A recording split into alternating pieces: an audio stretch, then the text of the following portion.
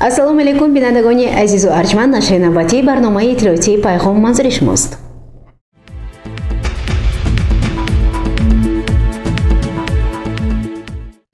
субҳи рӯзи душанбе дар маҷлиси ҳафтавори назоратии назди раиси шаҳр натиҷаи ҷанббасти нақшаҳои муайян шуда вусъати корҳои ободониву созандагӣ, сабзу хорамгардонӣ ба ифтихори 35-уми солгарди истиқлоли давлатии ҷумҳурии Тоҷикистон, омодагӣ ба даъвати баҳорӣ, обуна ба матбуоти даврӣ, истиқболи соли нави мелодӣ ва дигар масъалаҳо таҳлилу баррасӣ гардида дар назди роҳбарон дастуру супоришҳои мушаххас гузошта шуд. дар мақомоти иҷроии маҳаллии ҳокимияти давлатии шаҳри Панҷакент ҷаласаи назоратии назди раиси шаҳри Панҷакент баргузор гардид, ки дар он муовинони раиси шаҳр, роҳбари дастгоҳ, мудирони шӯъбаву бахшҳои дастгоҳи раиси шаҳр, роҳбарони корхонаву ташкилотҳо, раисони ҷамоатҳои деҳот ва намояндагони васоити ахбори омма иштирок намуданд. дар ҷаласа асосан 4 масъала: рафти омодагӣ ва бунёди иншоотҳои гуногун, ҷиҳати сазовор истиқбол гирифтани 35-солагии истиқлоли давлатии ҷумҳурии Тоҷикистон, омодагӣ ба даъвати баҳории ҷавонон, обуна ба матбуоти даврӣ ва пешниҳодҳои мақомоти ҳифзи ҳуқуқ мавриди таҳлил ва вазифагузориҳо қарор гирифт. аз рӯи масъалаи якум, бунёди иншооти ҷашнӣ ба муносибати 35-солагии истиқлоли давлатии ҷумҳурии Тоҷикистон, ҳисоботи сармеъмори шаҳр ва роҳбарони корхонаву ташкилотҳое ки дар асоси амри раиси шаҳри Панҷакент ба маҳаллаҳо вобаста шуданд, шунида шуд. гуфта шуд, ки ба муносибати ин санаи таърихӣ дар ҳудуди шаҳру деҳоти Панҷакент бунёди беш аз 1000 иншоот ба нақша гирифта шудааст. то ҷашни 35-солагии истиқлоли давлатии ҷумҳурии Тоҷикистон дар маҳаллаҳои шаҳри Панҷакент бунёди биноҳои баландошёна бо марказҳои савдо, мунфашкунии роҳҳо, майдончаҳои варзишӣ, коргоҳи истеҳсоли пойафзол, меҳмонхона, муассисаҳои томактабӣ, бозори нави марказӣ, маркази кулолгарӣ, маркази дандонпизишкӣ, тарабхона сохта ба истифода дода мешавад. ҷиҳати хуб ба роҳ мондани корҳои сохтмонӣ ба масъулини дахлдор супориш дода шуд. дар ҳудуди ҷамоатҳои деҳот низ ба муносибати ҷашни бузурги миллат 35-солагии истиқлоли давлатии ҷумҳурии Тоҷикистон бунёди иншооти гуногун аз ҷумла таъмири муассисаҳои таълимӣ, бунёди нуқтаи сӯзишворӣ, ошхона, бозор, боғҳои интенсивӣ, ҳавзҳои моҳипарварӣ, бунгоҳҳои тиббӣ, фермаи чорводорӣ, майдончаҳои варзишӣ, тарабхона, марказҳои савдо, коргоҳҳои дӯзандагӣ, боғчаи кӯдакона, майдони парчами давлатӣ, гармхона, меҳмонхона, коргоҳи мебелбарорӣ сохта мешаванд. ҷиҳати дар муҳлати муайян гардида ба итмом расонидани корҳои таъмирӣ раисони ҷамоатҳои деҳот вазифадор гардиданд.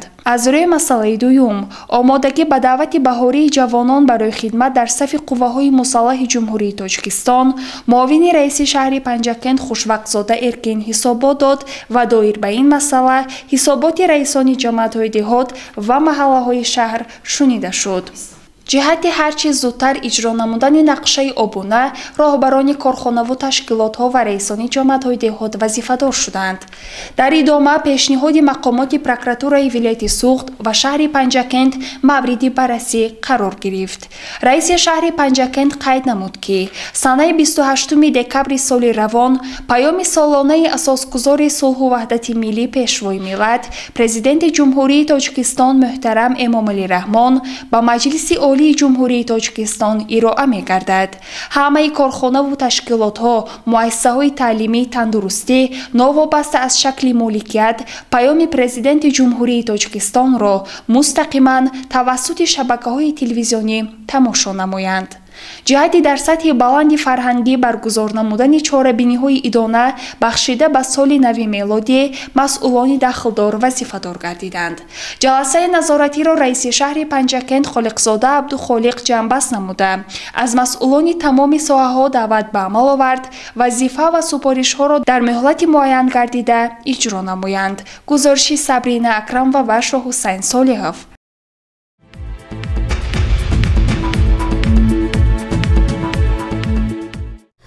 дар мавсими мусобиқаҳои дастаҳои футболбозони шаҳри босонии Панҷакент ба комёбиҳои назаррас ноил гардиданд. Зимни ҷалсаи Федератсияи футболи шаҳри Панҷакент ки таҳти роҳбарии раиси шаҳри Панҷакент, раиси Федератсияи футболи шаҳри Панҷакент Абдухолиқ Холиқзода баргузор гардид, фаъолияти дастаи футболи саразм ва бахши ҷавонон ва варзиши шаҳри Панҷакент мавриди таҳлил қарор гирифт.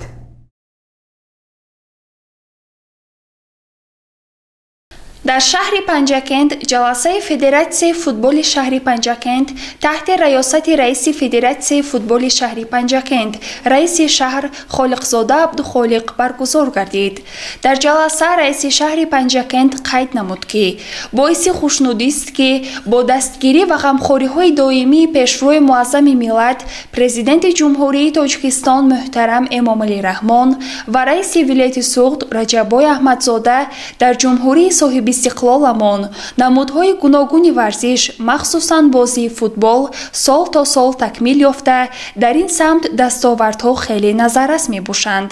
аз ҷумла иштироки дастаҳои футболи Лигаи олии кишвар дар мусобиқаҳои байналхалқӣ ва ҷаҳонӣ, пирӯзиҳои дастаи футболбозони навраси ҷумҳурии Тоҷикистон шӯҳрати давлати моро боз ҳам баланд бардошт, ки ин ифтихори миллати тоҷик аст. бо шарофати ғамхориҳои роҳбарияти мамлакат ва вилояти Суғд, мусоидати корхонаву муассисаҳо, варзишгоҳи марказии шаҳри Панҷакент ба майдони асосии мусобиқаҳои варзишӣ дар сатҳи вилояту ҷумҳурӣ ба макони дӯстдоштаи сокинони шаҳру деҳоти Панҷакент табдил ёфтааст.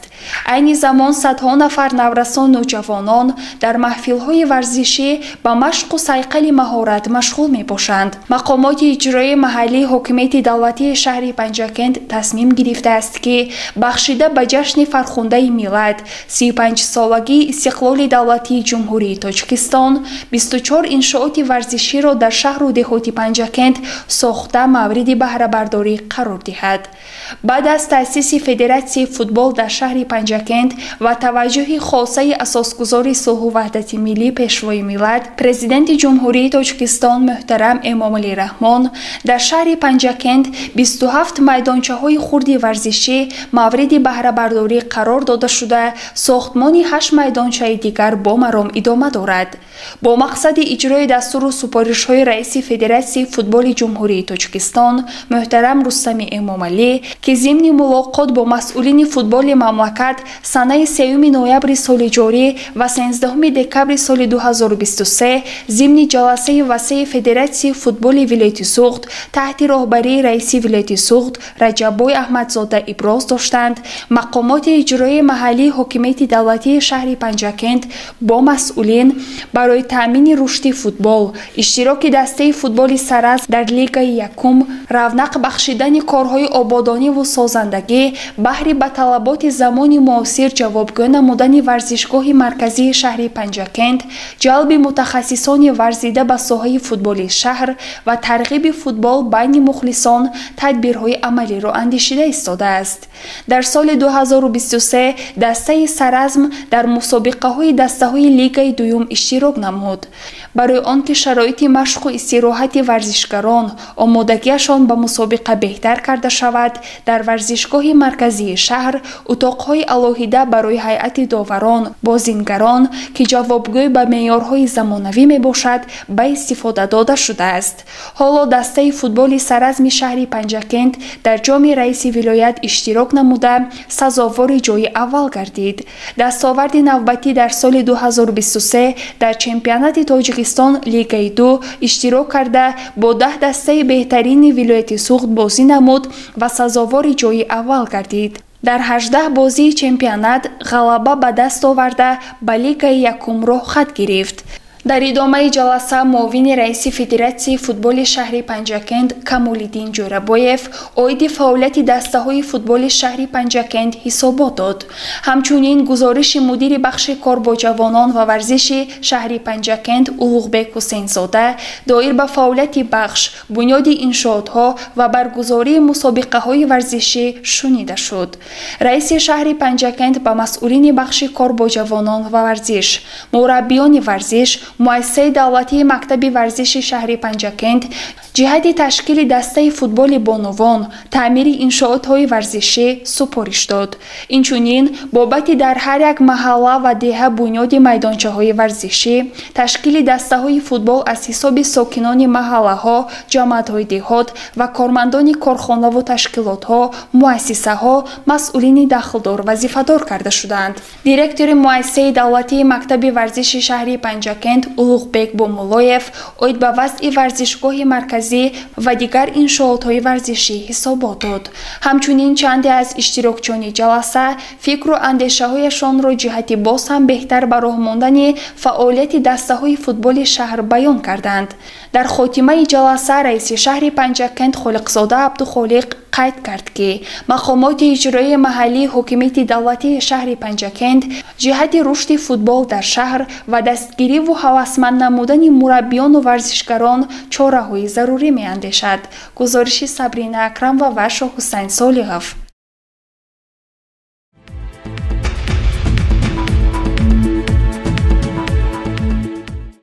идомаи барномаи иттилоотии пайғом. дар заминаи нақшаи кории мақомоти иҷроияи маҳаллии ҳокимияти давлатии шаҳри Панҷакент раиси шаҳр Абдухолиқ Холиқзода аз ҷамъияти деҳотӣ амодара дидан намуда бо фаъолияти муассисаҳои соҳаи иҷтимоӣ, рушди соҳаи кишоварзӣ, рафти корҳои соҳилмустаҳкамкунӣ, таъмири пойгоҳҳои обкашӣ шинос гардида, собиқадорони меҳнатро низ мавриди аёдат қарор дод.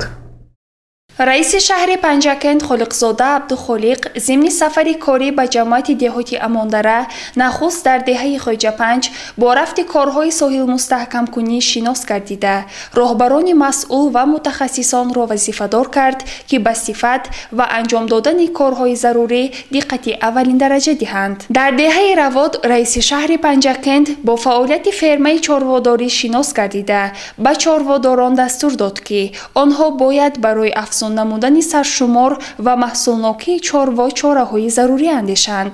раиси шаҳри Панҷакент зимни боздид аз ҷамъияти деҳоти Амондара бо ҷараёни таълиму тарбият дар муассисаҳои таҳсилоти миёнаи умумии рақами 63 ва 32 таваҷҷӯҳ зоҳир намуд. ба раиси шаҳри Панҷакент иттилоъ доданд, ки соли равон дар ин муассисаҳои таълимӣ корҳои таъмиру таҷҳизонидан бо муваффақият анҷом дода шуд. дар муассисаи таҳсилоти миёнаи умумии рақами 63 сохтмони 4 синфхонаи иловагӣ идома ёфта, барои ободонии дигар муассисаҳои таълимӣ нақшаю лоиҳаҳо омода шудаанд. раиси шаҳр бо хонандагону омӯзгорон мулоқоту суҳбатҳо доир намуда, онҳоро ба бештар хондани китобҳо, иштирок дар озмунҳои ҷумҳуриявӣ, омӯзиши фанҳои дақиқ ҳидоят кард. мавриди зикр аст, ки дар деҳаи Роҷ аз тарафи раиси шаҳри Панҷакент Холиқзода Абдухолиқ бинои нави бунгоҳи тиббӣ ифтитоҳ карда шуд, ки он барои баланд бардоштани сатҳу сифати хизматрасонии тиббӣ ба аҳолӣ мусоидат хоҳад кард. раиси шаҳри Панҷакент бо фаъолони ҷамъияти деҳоти Амондара мулоқот анҷом дода, онҳоро ба истифодаи оқилонаи обу замин, тарбияи фарзандон дар рӯҳияи ватандӯстӣ, омодагӣ ба давраи зимистон, вусъати корҳои ободониву созандагӣ ба ифтихори 35-солагии истиқлоли давлатии ҷумҳурии Тоҷикистон, риояи талаботи Қонуни ҷумҳурии Тоҷикистон дар бораи танзими анъана ва ҷашну маросим, мусоидат ба пешрафти муассисаҳои таълимӣ ва тандурустии ҳудуди ҷамъияти деҳоти Амондара ҳидоят намуд. гузориши Сабрина Акрам ва Вашо Ҳусайн Солиҳов.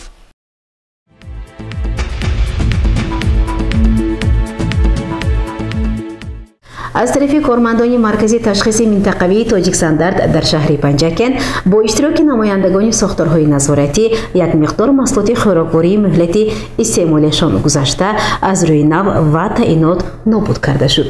идомаи ин мавзӯъ дар гузориши дигари барнома. дар ҷараёни тадбирҳои назоратӣ кормандони маркази ташхиси минтақавии агентии Тоҷикстандард дар шаҳри Панҷакент аз бозору фурӯшгоҳҳо, мағозаҳо, нуқтаҳои савдо як миқдор маҳсулоти хӯрокворӣ муҳлати истеъмолиашон гузашта ба саломатӣ хатарнок ошкор ва фурӯши онҳо боздошта шуд. дар асоси қонунҳои амалкунандаи ҷумҳурии Тоҷикистон аз тарафи кормандони маркази ташхиси минтақавии агентии Тоҷикстандард ва гурӯҳи корӣ аз ҳисоби намояндагони мақомоти назоратии шаҳри Панҷакент маҳсулоти муҳлати истеъмолиашон гузашта و به سلامتی خطرناک در اساس نو و تعیینات نابود کرده شد. معاون سردار مرکزی تشخیصی منطقوی агенти توجیکستان در نصیبه موسیزاده پیرامون این تدبیر اندیشه هایش را چنین ارزیابی کرد. مرکز تشخیصی منطقوی تاجیکستان در شهر پنجکن امروز تصمیم گرفتند که با نمایندگان ساختارهای نظارتی محصولات پسفتی که با دستگیری پرکاتوری شهر پنجکن از مغازهای و دکانهای شهر ناحیه پنجکن که از معاملات گرفته شده بود در اساس صنعت‌های ترتیب داده شده نابود سازند.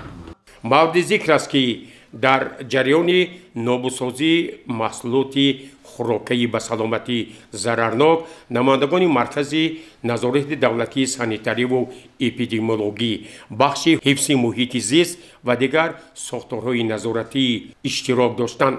نماینده مرکزی نظارت دولتی سانیتاری و اپیدمیولوژی شهر پنجکن مختار شایمانوف تاکید نمود که باید شهروندان در وقت خریداری محصولات خوراکواری از صاحبکاران و تاجران مهلت استعمالی آنها را طلب نمایند. از فرصت مناسب استفاده برده به شهروندان محترم گفتیم که پیش از سرشوی من سالهای نو جدیدتر اوید محصولات را جدیدتر نگاه کرده، اوید تقمه گذاری نمود ظاهرش نگاه کرده بعد خریداری کنم. در سال سپری گشته 582 کیلوی 20 گرم محصولات بسیار از معاملات داشتند که به این به مبلغ 21454 سومانی می باشد.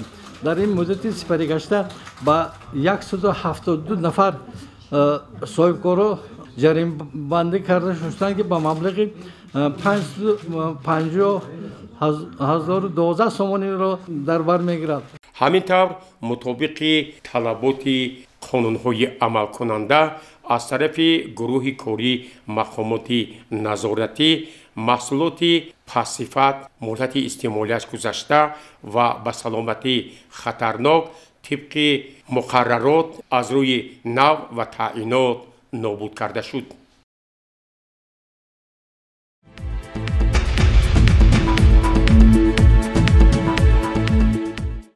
بینندگان گرامی اینجا میرسیم به فرجام برنامه. تا برنامه‌های نوبتی سلامت و سربلند باشید. خیر.